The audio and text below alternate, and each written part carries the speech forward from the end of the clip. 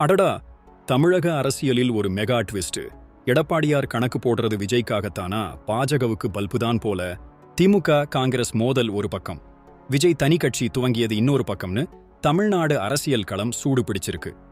2026 சட்டமன்ற தேர்தலுக்கு இப்போவே அத்தனை கட்சிகளும் காய் நகர்த்த ஆரம்பிச்சிட்டாங்க. இந்த சூழல்ல அதிமுக கூட்டணிக்கு ஒரு பிரம்மாண்டு கட்சி வரப்போகுதுன்னு எடப்பாடியார் சொல்ல, அது நம்ம தளபதி விஜய் கட்சியான தமிழக வெற்றிக் கழகம்தான் பேசப்படுது. இது உண்மையா இருந்தா அரசியல் மாறும் பாஸ். பாஜகவோட கூட்டணியில் இருக்கிறது அதிமுகவுக்கு ஒரு பின்னடைவுன்னு பலரும் சொல்றாங்க. அதனாலதான் வட மாவட்டங்கள்ல வலுவான பாமக, விஜயோட சினிமா செல்வாக்கு, காங்கிரஸோட சிறுபான்மை வாக்குகள்னு எல்லாத்தையும் ஒன்னா சேர்த்து பெரிய கூட்டணி அமைக்க எடப்பாடியார் கணக்கு போடுறதா சொல்றாங்க.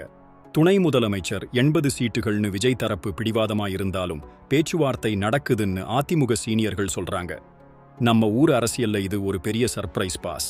பாஜகவை கழட்டிவிட்டு விஜயை அதிமுக கூட்டணிக்கு கொண்டு வர எடப்பாடி எடுக்கும் இந்த முடிவு 2026 தேர்தல்ல ஒரு பெரிய தாக்கத்தை ஏற்படுத்தும்.